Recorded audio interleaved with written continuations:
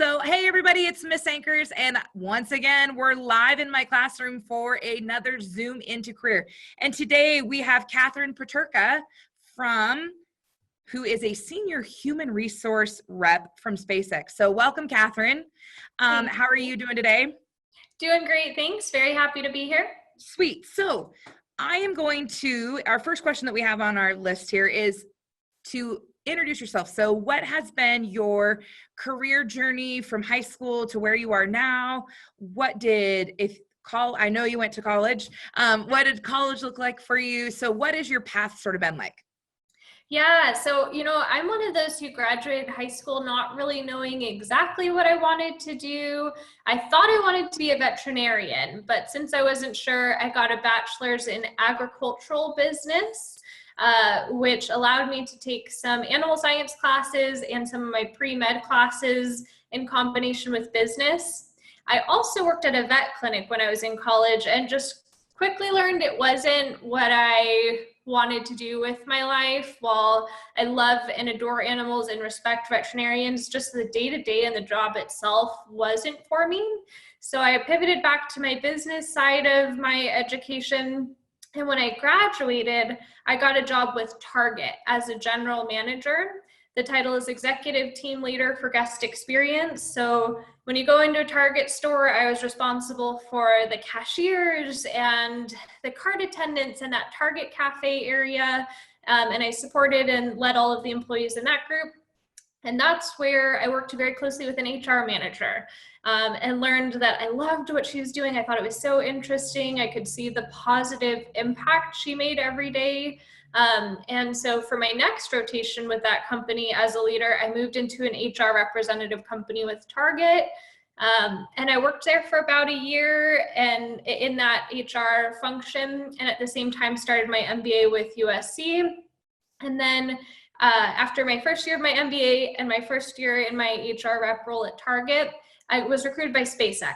So I went over to SpaceX and did a very similar function as an HR representative role for SpaceX. And I closed out my MBA and graduated in 2018. And here I am, I've been in the role since. So let's go back to the egg science, because we have a huge FFA program here at our school. So what in the egg business, like what did you hope to do?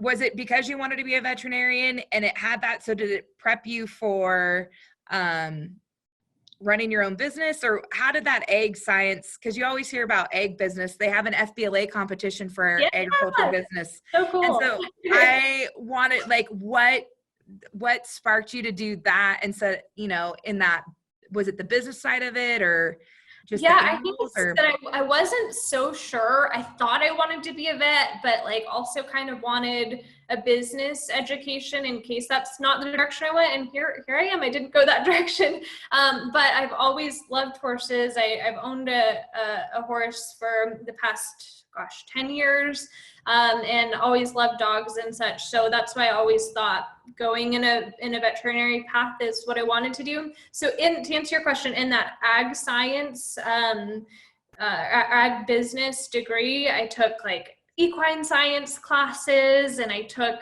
a couple of different just ag business courses, because my original intention was, if I'm going to be a veterinarian and running my own business, I should understand that side of being a veterinarian.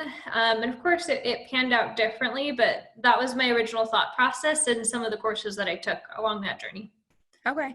Now, can you give us just a brief, what does SpaceX do? Like just what the company does in general, just so kids know what who you work for. And maybe, I know that that's not your job. You recruit people to come probably work there, but what do you do? What is your company? And then what do you do for the company, I guess? Yeah, absolutely. So the company is in the launch business. So we launch satellites into orbit so that they can, function and provide the needs of the businesses who are funding them. We also have the Dragon capsule, which is going to be launching astronauts in the near future here. You're going to see that on later in May. That's going to be really fabulous. And what I do for HR is as an HR representative, I support a specific client group. So Okay. it's a function within the company. I support the supply chain group, the supply chain leader, and all of his leaders that report into him with any of their human needs. So really any transfers, promotions, if there's an issue or a workplace concern, I'll do an investigation and follow through on any actions. I'm kind of like a neutral party that people can come to if they have a need or a question or a concern even. And that's kind of an overarching explanation of how I support the company. So what does your day look like? Like, do you spend a lot of time, especially now that we've changed from working at home, but if you were in the office, do you spend your day doing investigations, sending emails, talking to people? Like, if you were to break down your percentages of your day, what do you spend the most time doing? Yeah, I'm happy to say it's different every day. And that's one thing I love about this job. I'd say 70% of my day, I'm talking to someone. So it's very engaged. It's very communicative. I'm either doing an interview or giving some feedback to someone about maybe how they could approach a problem in a different way, or to a leader, some leadership advice about how he can or she can do a better job of communicating effectively with their team. And then there's a fair amount of still that administrative work of actually processing things for the organization and putting the ideas into action. And that probably takes up the rest of the 30% of my day. Okay, so you mentioned interviews, and we are working on resumes, and Awesome. usually if we were in school, all of our freshmen would go through a mock interview. So what is your one piece of advice that you would give to somebody when they're like, that you've noticed over sitting through these interviews? Like, what's one piece of advice that you would say that makes a strong interview candidate? Ooh, that is a fabulous question. I think what I would say is listen to the question and make sure that your answer fully answers the question being asked. And be yourself. Like, we want to get to know you. We want to know who you are. And so we hope that you're being true to yourself in your answers. So that's really important, I think, to be genuine there. And I hope that you're also interviewing the company to see if that's like a good fit for you. But I think it's so important. Often, I think people prep so much that I'll ask a question and they've prepared a different answer in their mind. So they'll answer something that isn't quite what I was looking for. And that can be a little bit of a challenge to make sure that I end up getting the answer that I need. And I do see that a fair amount. Have you been doing interviews over Zoom with COVID and everything being in this new setting? Like, how's your job changed a little bit with COVID? Excellent question. I'm still going into the office as needed, very infrequently for a few in-person things needed. But other than that, I'm telecommuting, very similar to this. And interviews are over Zoom or other platforms. A lot of phone calls and a lot of meetings transition from when we normally sit down and have a coffee to just over the phone. So I think actually we've been able to very effectively make that transition. But one thing I'm watching is just to make sure like the human connection and the trust and that element stays there.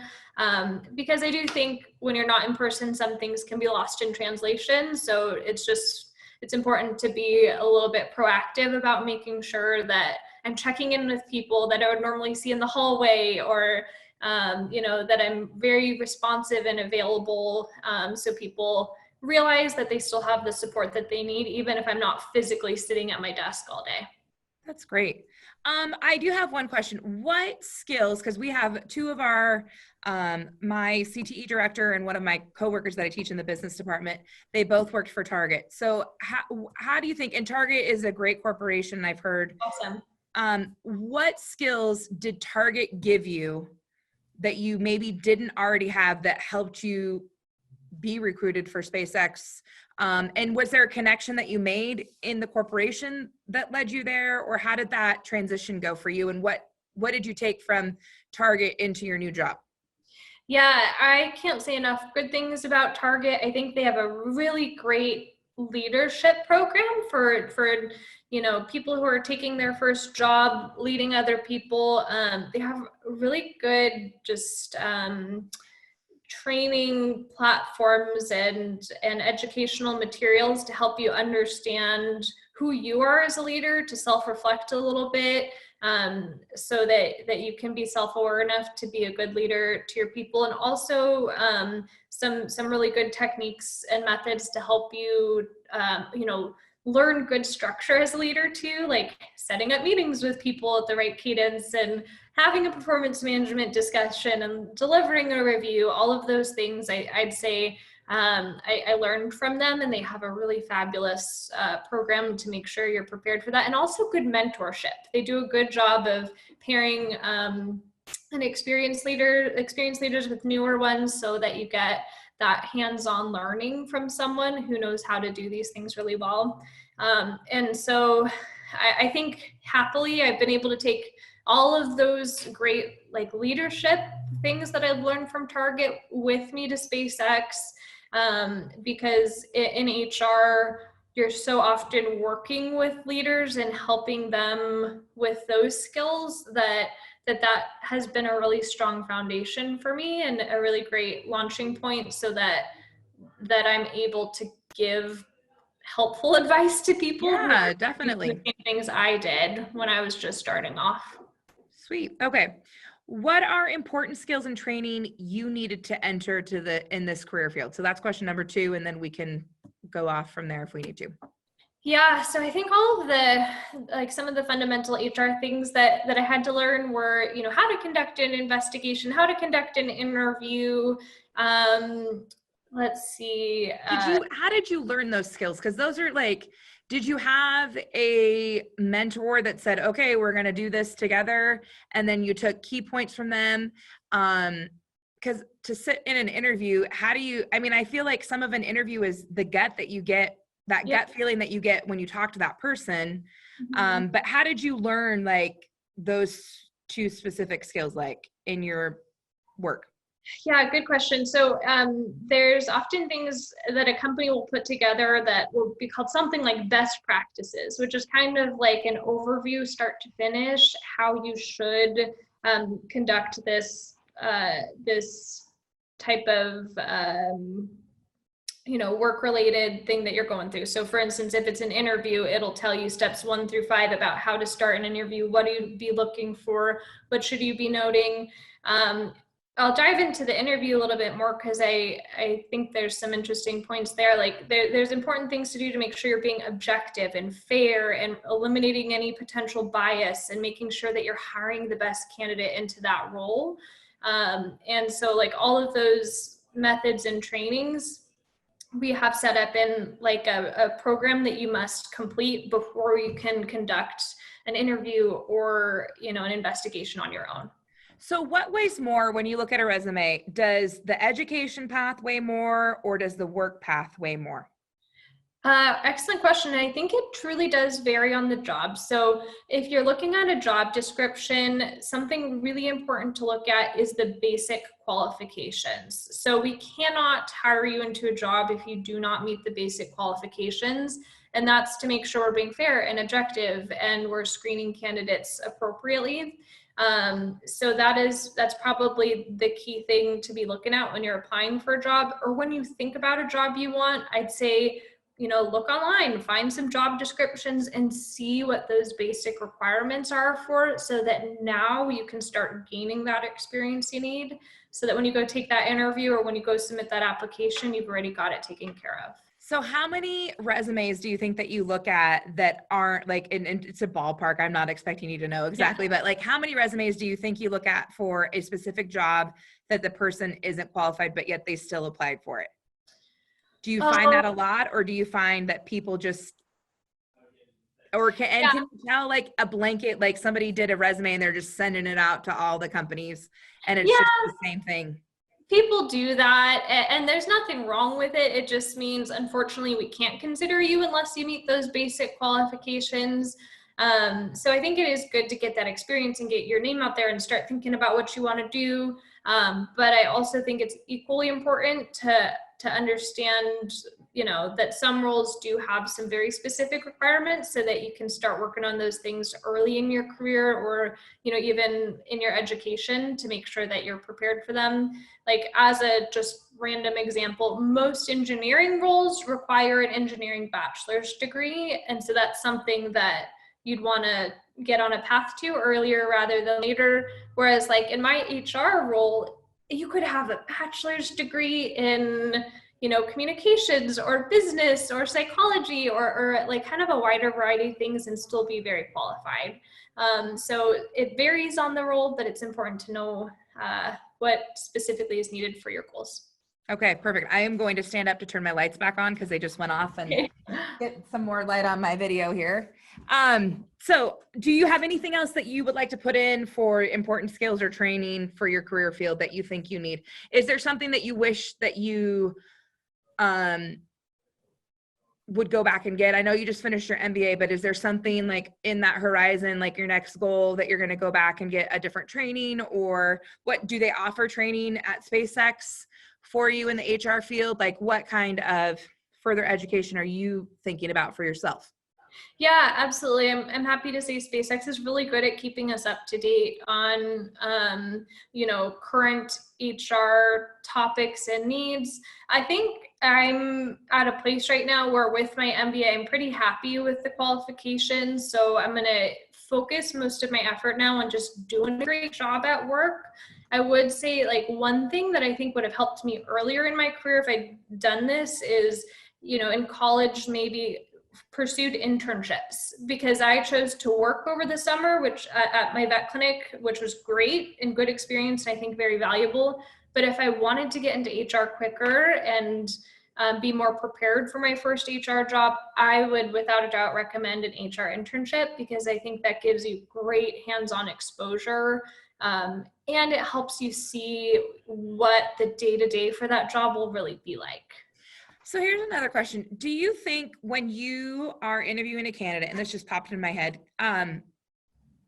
does the school matter when you look at does the school matter, or does the degree and training matter? Like how do you weigh that out on there? Because if you had a candidate from Harvard and you had a candidate from Central Washington University and they both looked the same, how do you make that judgment call of like, well, where's that at? So like, does that name of the school that you go to really matter on a job resume?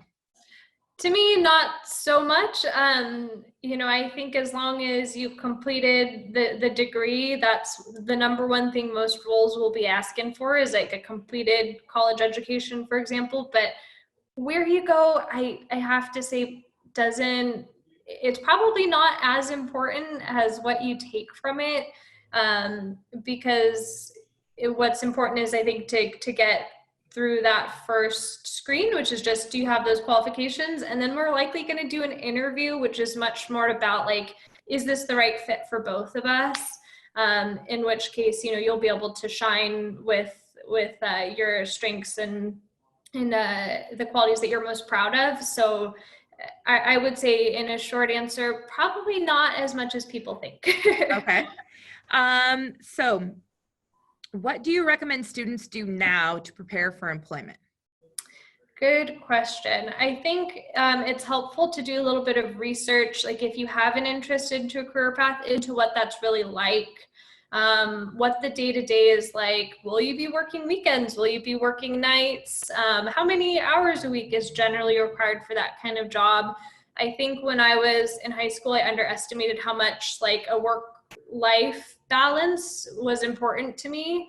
And so I think, thinking about not only what you're going to be doing every day, but what are the demands of that job realistically, is an important thing to consider. And really just getting out there and doing informational interviews, talking to people, understanding what it's like, is a good way to go about that. Did you have a job in high school? Did you work at the vet clinic in high school as well, and then in college? No, in high school, I worked at a little horse equipment store. So it was really sweet. I just worked there, 20 hours a week, and got to, be around horse stuff all day. So for me, that was awesome. And I really enjoyed that. That was more of just like a direct sales. I was a sales representative, and I really enjoyed that. I started the vet clinic job when I was in college. Okay. How long into the vet clinic job did it take you to know that it wasn't right for you? Gosh, I think it was probably when I started assisting with surgeries, just like very much on the outside watching them. I just can't handle that. I wasn't built for it. Okay. And I guess you wouldn't have known that. I think people, they want to be a doctor. A lot of kids say, oh, I want to be a doctor. And then it's like, well, how do you handle blood and gore? And it's, oh, I fainted. You don't know until you're in that situation. Yeah. And it's interesting. I don't think that until you're in it, you don't know. And there's not, and per se for that kind of field, there's not really an opportunity as a high schooler to go sit in on a surgery to know that. I think you would have to be, unfortunately, it's further down the line that you really get that hands-on experience. Yeah, I think you're absolutely right. But yeah, to get that personal experience, you're right. And I was lucky to get it early enough. I think the only way I could think to get any insight now is to, if you know a doctor, reach out to them and try and get secondhand their experience. But it's much different firsthand, I think. Yeah. What would you say is, and I'm just going to go for my students, like, right now you're dealing with adults that have work experience, they have education, and maybe I'll have you rely back on when you were in high school. What are important things that high schoolers need to remember when they're filling out a resume, or like the key things that they should put in on it? Yeah, I think it's really important to give yourself credit for all of the accomplishments that you do have. So thinking outside the box, like, did you participate in extracurricular activities? That should go on there. Did you start any sort of club or group or activity? Is there something you're really passionate about, and how did you drive it? Being able to show that you were involved in things and making a difference, I think is really strong. And sometimes it's hard to quantify. But putting those details on there, I think, can make all the difference for an employer to see some of the accomplishments that you have. And it's going to vary from person to person, but I think I'd just say in a nutshell, give yourself credit for what you've already worked on and the things that you're really passionate about, and make sure that comes through on your resume. Is it true that you only look at a resume between 6 to 30 seconds? Ooh, probably. I think so. As I'm not a recruiter myself, so I don't see hundreds a day. I probably see 5 or so a day for each of the interviews I'm going into, and I maybe give it 30 seconds before I'm talking to the person. But I think that's a great point. You want your biggest accomplishments to pop for that reason. Okay. So you would say, so you're in your HR position, you don't really do the mass search of like, hey, I'm getting all of these resumes, I'm getting all of these applications. That's the first step. You're sort of the second step. Right. So I'll do interviews for like internal promotions. If someone is, I am a welder, but I want to become a lead welder, I'll interview that person internally within the company. The recruiters will interview any external folks who are looking to start their time with SpaceX. Okay. Yeah. And then we're almost to our questions. Is there anything else that you would like to add about your job, your path that you got there, advice to kids that you'd like to give? No, I think I'll just sum it up by saying, like, clearly I didn't have a super linear path. Many people do. I kind of just had to listen to myself along the way and see what I like and what I don't. And I found myself in a place that I'm really happy and where I think my skill sets really shine. So I think I'd just say it's okay to be adaptable, but just make sure you're working really hard at finding what you want to do, and then putting a lot of effort into achieving those goals. And I think you'll end up in a career that you really love. So do you have a goal set for yourself? Like, do you see yourself staying with SpaceX the rest of your career? Do you see yourself maybe moving up the ranks? Like, is there a job at SpaceX that you really want to achieve? Yeah, absolutely. I'd love to move into a manager role where I can get back into that place where I'm leading and mentoring people. I really enjoyed that.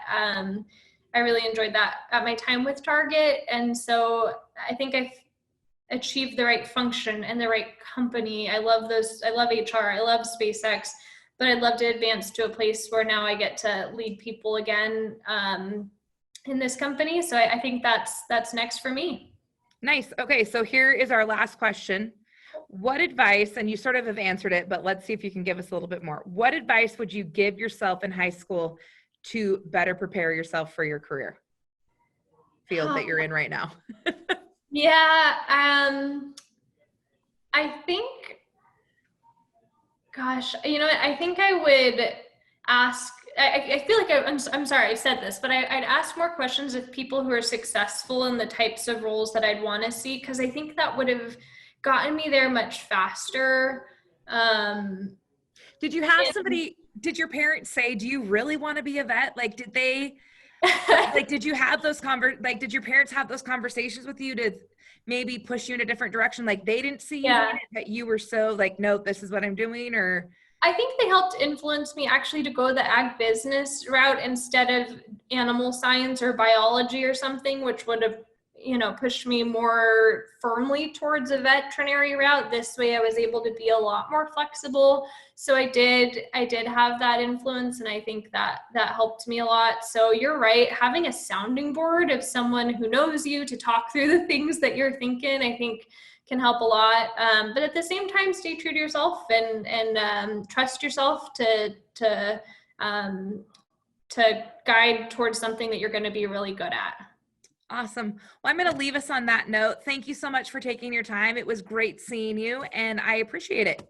Thank you. It was so great to see you as well.